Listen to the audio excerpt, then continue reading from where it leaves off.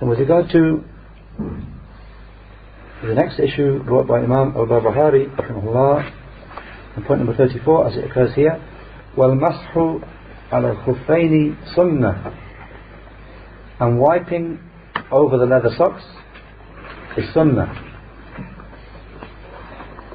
Shaykh Fawzan said, Hafidhullah, وَالْمَسْحُ عَلَى الْخُفَّيْنِ sunnah, and wiping over the leather socks is sunnah. Obviously, wiping over the leather socks in wudu, in ablution. So wiping over the leather socks is sunnah, the Shaykh said. He stated this matter, even though it is from the matters of fiqh.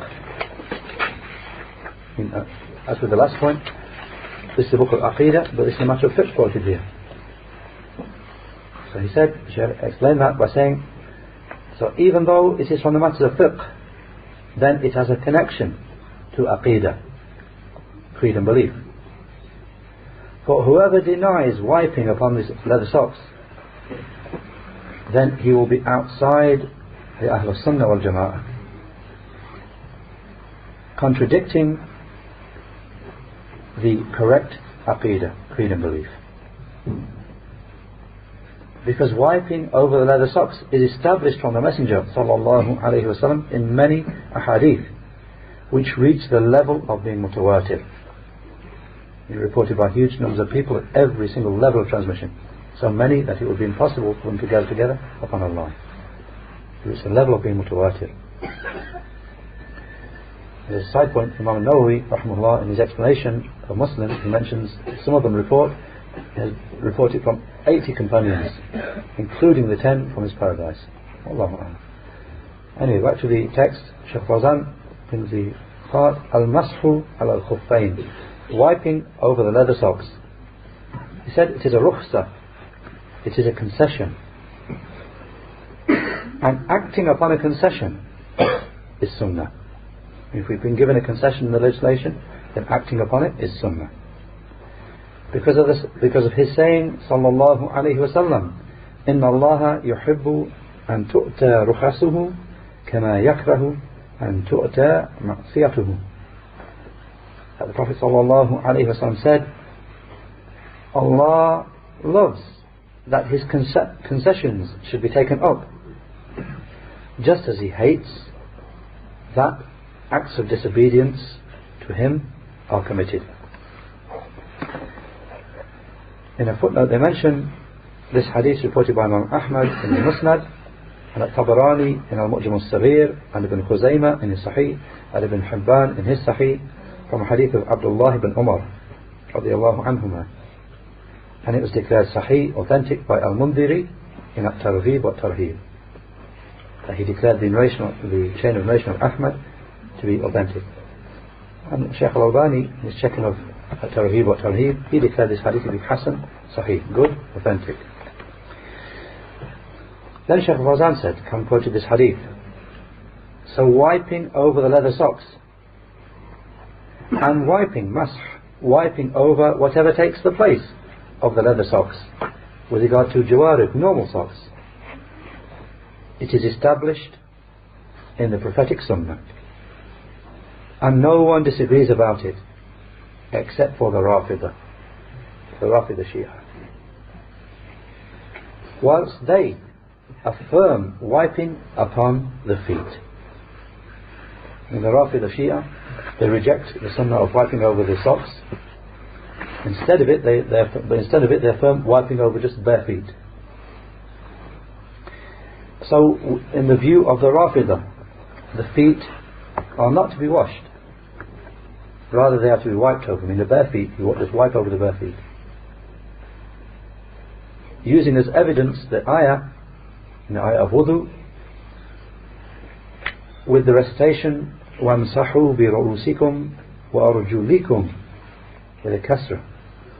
This is the ayah from the ayah of wudu from Surah Al-Ma'idah, the 5th surah, ayah 6, where it's the list of things that we are commanded to wash, and the things that were mentioned to wipe in the wudu.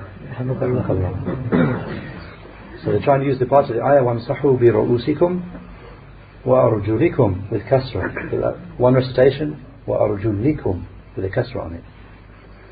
with explanation. And wipe your heads and wipe your feet. Ila al-Ka'bayn,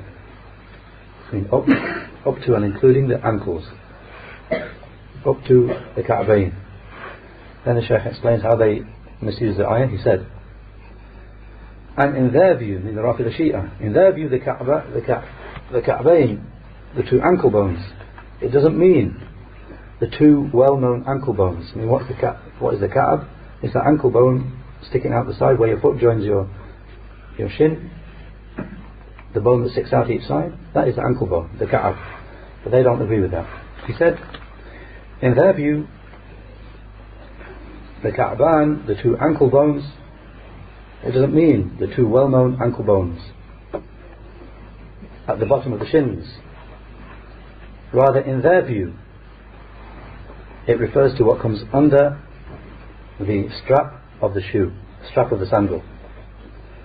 And this is where the foot joins the heel, or the place where the foot joins the heel, that which is called the throne of the foot. And what's being referred to is the sort of the arch on top of the foot, the arch or the ridge on top of the foot. If you go back a little way from the toes, that arch or ridge that's there, that's what they call the Ka'ab, the ankle, the Ka'ab. That's the view of the Rafida. The Shaykh said, this is the Ka'ab, the ridge on top of the foot. That's the Ka'ab in the view of the Rafida.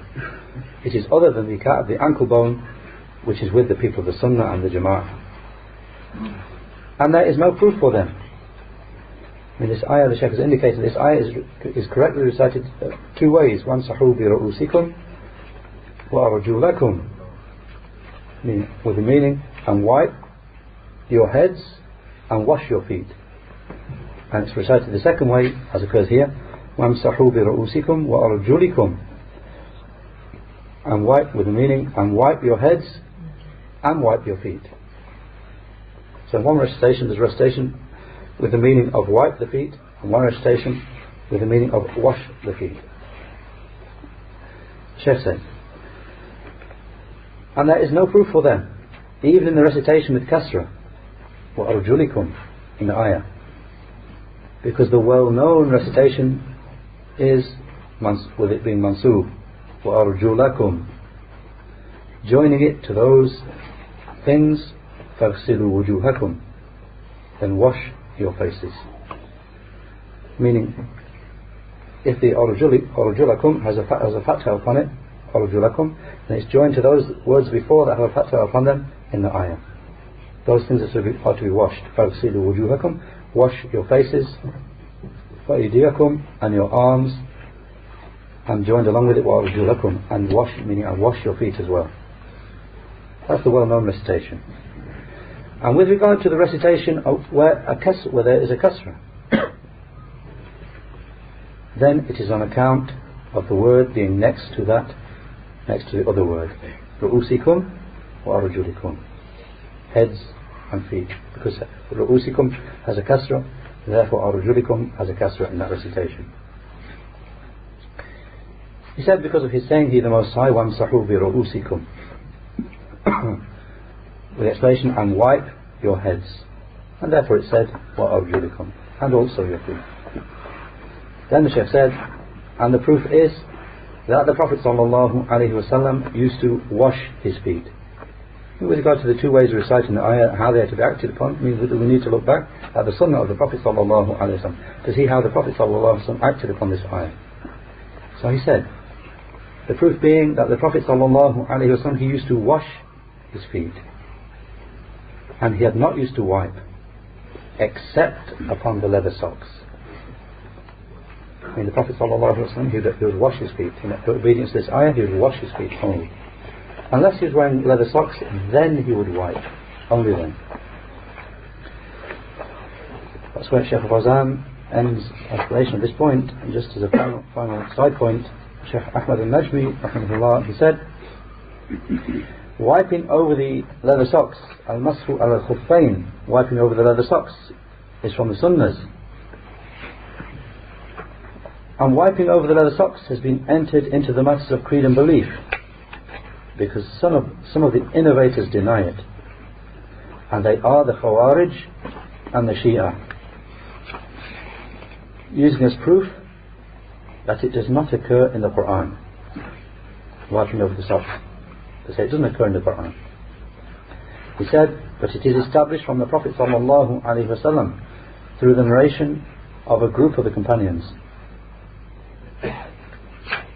and denying it has become a distinguishing sign of the people of innovations, and the people of the Sunnah and the Jama'ah affirm it because of the proofs for it.